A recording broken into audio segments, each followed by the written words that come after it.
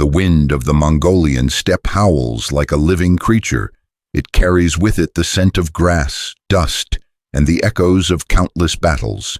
And from this vast and unforgiving land rose a man whose name would one day terrify empires and reshape continents.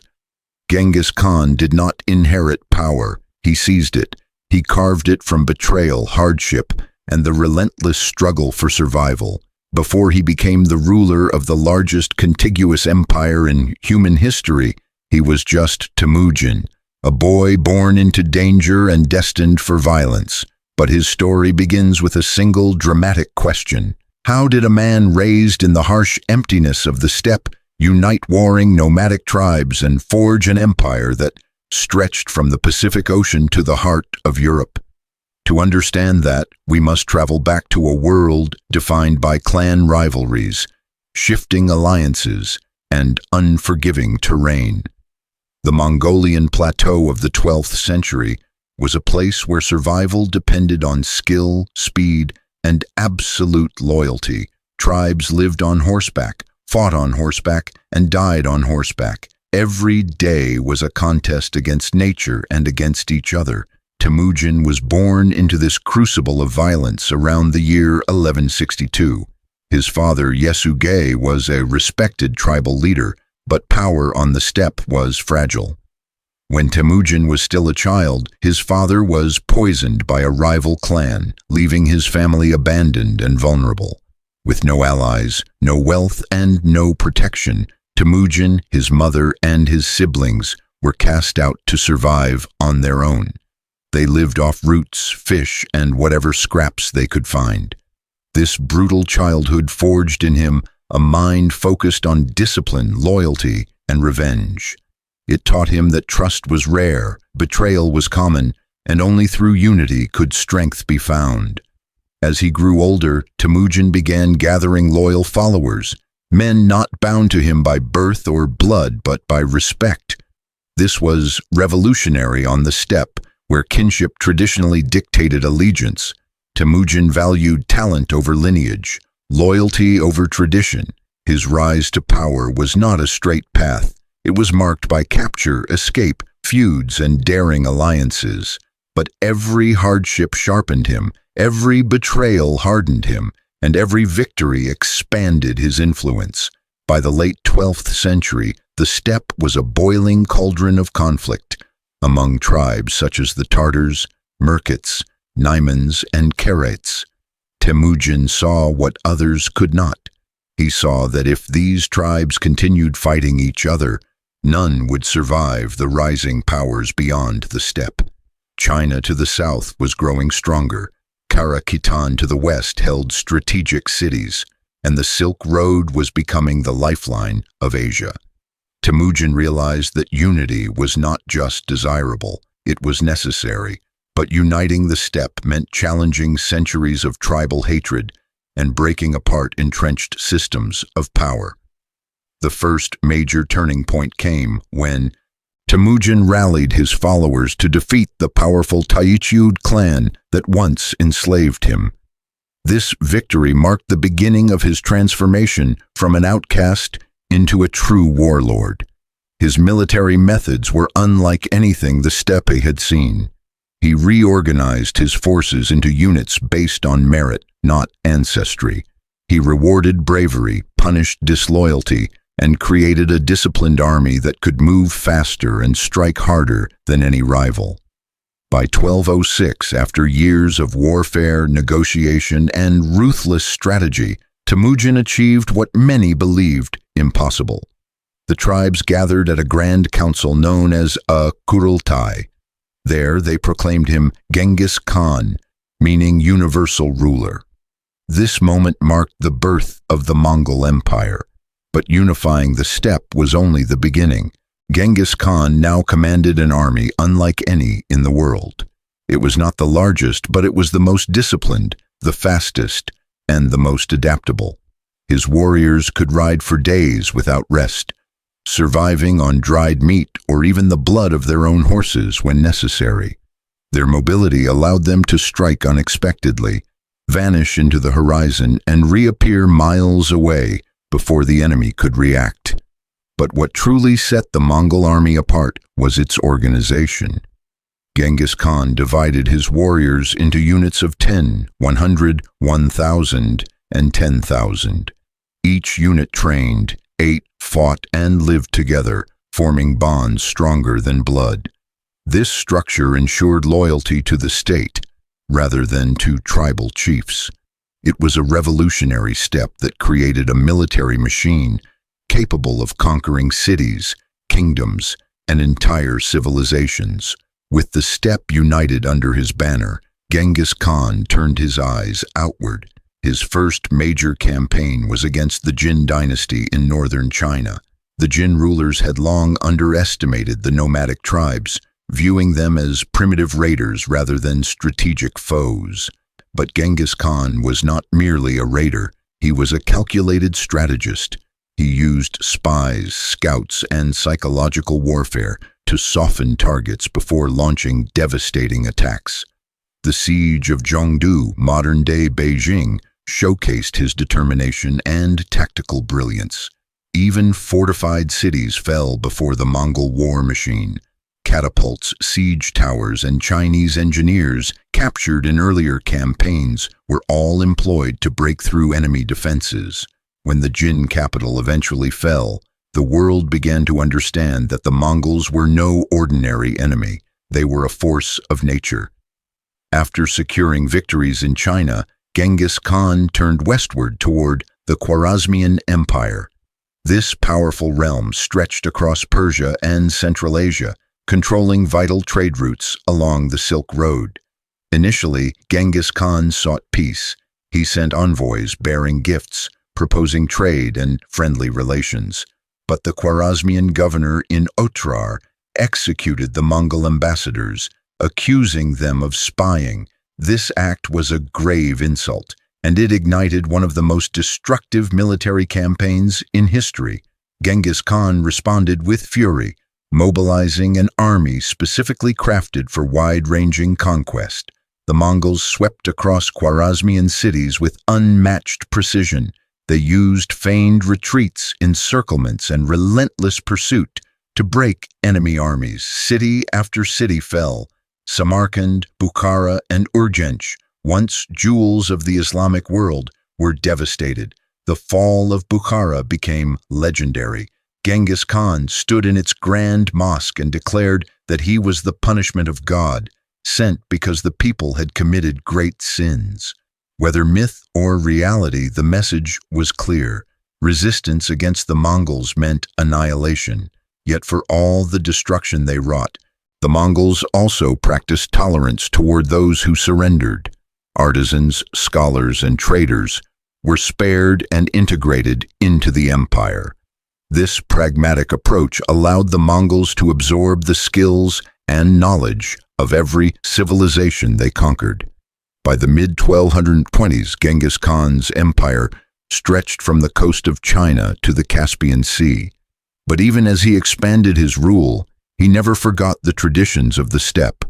He implemented a law code known as the Yassa, emphasizing order, discipline, and loyalty. He established a relay communication system called the Yam, enabling messages to travel thousands of miles in mere days. This network would become the backbone of the empire, facilitating trade, governance, and military coordination. Yet the life of the great conqueror was nearing its end. In 1227, during a campaign against the Tangut kingdom, Genghis Khan died under mysterious circumstances. Some say he fell from his horse. Others claim he was wounded in battle. The true cause remains unknown. His body was carried back to Mongolia and buried in a secret location, as tradition demanded. Though the man was gone, his legacy was far from over. His successors, most notably his sons and grandsons, expanded the Mongol Empire even further. Under Ogedei Khan, the Mongols pushed deep into Eastern Europe, defeating armies in Poland and Hungary with shocking ease. To the south, they overran the remnants of the Jin dynasty and pushed toward the Song dynasty in southern China. Under Kublai Khan, Genghis Khan's grandson, the Mongols completed the conquest of all China and founded the Yuan dynasty, ruling as emperors rather than nomadic warlords. This transformation marked one of the most dramatic cultural shifts in history. The Mongols adapted to the civilizations they conquered. They absorbed new religions, administrative systems, and technologies. They did not simply destroy empires. They replaced them, reshaped them, and in many ways unified the known world. Trade flourished under Mongol rule. The Pax Mongolica, Mongol peace, opened the Silk Road like never before. Goods, ideas, and knowledge flowed from Europe to China with unprecedented freedom. Merchants, scholars, and travelers moved under the protection of Mongol law. Even Marco Polo journeyed to the court of Kublai Khan and wrote about the wonders of the Yuan dynasty, inspiring future generations of explorers. But the Mongol Empire also had a darker legacy. Their conquests caused the deaths of millions. Cities that resisted were wiped out, their populations massacred or enslaved. Fear became a weapon as lethal as their arrows. And once Genghis Khan was no longer alive to maintain unity, internal rivalries emerged. The empire eventually fractured into four major khanates: the Yuan dynasty in China, the Ilkhanate in Persia, the Chagatai Khanate in Central Asia, and the Golden Horde in Russia.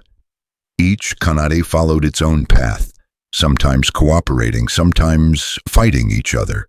Though the unified empire faded, the Mongol influence endured. It transformed the political landscape of Eurasia. It shifted trade routes, toppled ancient dynasties, and redrew borders. It connected cultures that had once been isolated, and it changed warfare forever.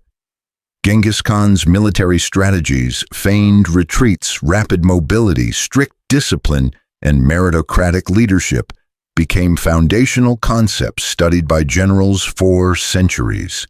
Even modern militaries still analyze the Mongol approach to logistics and communication. But perhaps the greatest legacy of Genghis Khan lies in his ability to turn chaos into order. He took a land fractured by tribal conflict and molded it into a united force capable of reshaping the world. He transformed himself from a hunted boy into a universal ruler, and he forged an empire unlike any other before or since. Today, Genghis Khan is remembered as both a visionary leader and a ruthless conqueror. His legacy is complex, woven from both brilliance and brutality. But one truth remains, undeniable. From the harsh winds of the steppe emerged a man who changed the fate of continents. A man whose empire stretched across deserts, mountains, forests, and cities. A man whose name still echoes in history as a symbol of power, ambition, and unstoppable force. This is the story of Genghis Khan, the steppe warlord who forged an empire that reshaped the world. The story of Genghis Khan does not end with the fall of great cities or the expansion of borders. It extends far beyond the scope of his lifetime, reaching into the fabric of civilizations across continents. His empire did not merely conquer lands. It engineered a transformation in global history that still echoes today. To understand the full magnitude of his impact, we must look closely at how his legacy shaped culture, politics, warfare, and the very movement of people and ideas across Eurasia. Long after his death, the institutions he created continued to function with remarkable efficiency. The YAM system, a network of relay stations spanning thousands of miles, became the circulatory system of the Mongol world. Couriers could travel at incredible speeds, carrying messages from one end of the empire to the other. This system connected cities, facilitated trade, and allowed rulers to govern distant territories with unprecedented coordination. It was a technological marvel for its time, and later, empires would imitate parts of it. The Mongol commitment to meritocracy continued as well. Genghis Khan's belief that talent outweighed birthright shaped the structures of the khanates. Administrators, generals, and advisors were chosen not because of lineage, but because of their capability. This contributed to the Mongols' ability to govern diverse populations.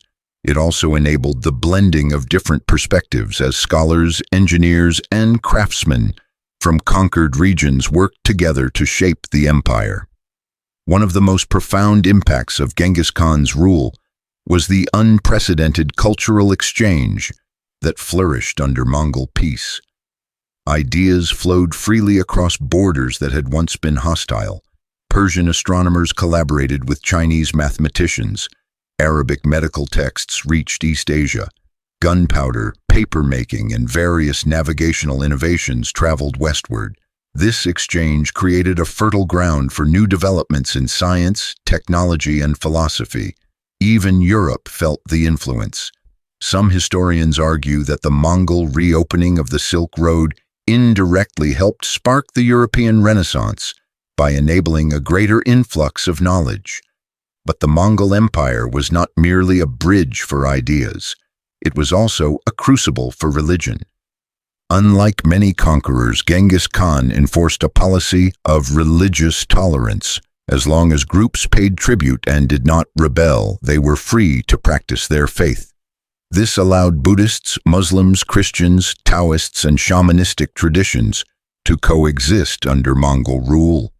Such tolerance stood in stark contrast to the religious conflicts tearing apart other parts of the world. This environment influenced later rulers across Asia, encouraging pragmatic governance rather than dogmatic oppression. However, the Mongol impact was not solely positive. The empire's campaigns devastated entire regions. Populations in parts of Persia and Central Asia were permanently reduced. Agricultural systems were destroyed and irrigation networks collapsed, changing the fate of cities that had once been prosperous. The psychological toll was equally severe. Stories of Mongol brutality, executions, burnings, and the destruction of entire settlements became ingrained in the cultural memory of multiple civilizations. Yet even in the shadow of destruction, the Mongols displayed an understanding of strategy that few empires could match. Their use of psychological warfare was deliberate and calculated. They believed that terrifying an enemy into surrender was more efficient than prolonged conflict. This approach explains why some cities capitulated without a fight, while others resisted and suffered annihilation. After Genghis Khan's death, the political landscape of Eurasia shifted dramatically. The Khanates that emerged, each ruled by a different branch of his family, created new political identities that shaped regional histories. In Persia, the Ilkhanate assimilated with local culture and eventually converted to Islam, influencing Persian art, architecture, and governance. In Russia, the Golden Horde dominated for centuries, shaping the rise of Moscow and contributing to the centralized Russian state that would later emerge. In Central Asia, the Chagatai Khanate became a melting pot of Turkic and Mongol influences. And in China, the Yuan dynasty transformed the empire's administrative structure and reshaped its economy. Kublai Khan's rule ushered in new systems of taxation, infrastructure, and communication. Foreigners served as administrators and diplomats. Large-scale construction projects rebuilt bridges, canals, and cities. This era brought China into closer contact with the rest of the world and set the stage for innovations in governance and trade. As centuries passed, the direct power of the Mongol Empire faded, but the echoes of Genghis Khan's achievements lingered. Even today, millions of people across Eurasia trace their lineage to the Mongol expansion. DNA studies reveal a striking genetic legacy attributed to a single male ancestor from the Mongol period, likely Genghis Khan, or a close relative. This genetic footprint is a testament to the vast reach of his empire and the intermingling of populations under Mongol rule. The legacy of the Mongol military system influenced countless armies. Their emphasis on mobility, adaptability, and coordination became hallmarks of successful warfare. From Eastern Europe to East Asia, military manuals drew inspiration from Mongol tactics.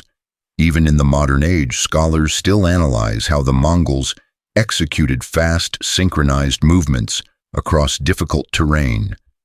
In the realm of law, the Yassa code left its mark as well.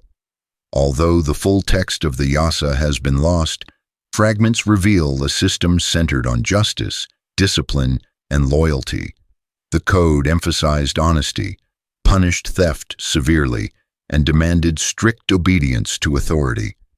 Elements of this legal philosophy found their way into various regions influenced by Mongol rule. The Mongols also reshaped trade by making the Silk Road safe for travelers. Their robust protection systems greatly reduced banditry. Merchants could move goods across Asia with confidence, bringing silk, spices, metals, and precious stones to markets thousands of miles away. This economic integration strengthened cities along the trade routes and stimulated innovation in commerce. But perhaps the most remarkable dimension of Genghis Khan's legacy is how differently he is remembered across cultures. In Mongolia, he is revered as a national hero, the father of the nation, and the embodiment of unity. His image appears on currency, monuments, and in countless cultural expressions. Mongolians celebrate him as a visionary who transformed clans into a single powerful identity. In the Middle East and parts of Eastern Europe, however, he is remembered with fear and sorrow. The Mongol invasions remain some of the most traumatic events in regional history. Cities like Baghdad, once centers of culture and knowledge, were destroyed in violent campaigns. This duality, hero and destroyer, makes Genghis Khan one of the most complex figures in global history. He is neither purely a villain nor solely a hero. He embodies the contradictions of empire. His ambition brought unity and devastation, progress and suffering, creation and destruction. Yet it is precisely this complexity that keeps his story alive. Historians continue to debate his motives, his methods, and his long-term impact. Archaeologists search for clues about his burial site, hoping to uncover new information about his life. And scholars analyze his strategies to understand how one man from the harsh steppe could achieve what entire kingdoms could not. In the end, the legacy of Genghis Khan is not confined to the borders of his empire. It is a global legacy. It reshaped nations, influenced cultures, and changed the trajectory of human civilization. He remains one of history's most influential figures because his impact did not fade with time. It multiplied, evolved, and branched into countless aspects of life across continents. From warfare to trade, from governance to culture, the shadow of Genghis Khan stretches far beyond the 13th century. His story is a reminder of how one individual, armed with vision, strategy, and relentless determination, can alter the course of humanity. And as we reflect on the world he helped create, we see a mosaic of peoples, ideas, and histories woven together by the threads of his empire. It is a mosaic that continues to shape our modern world in ways both subtle and profound.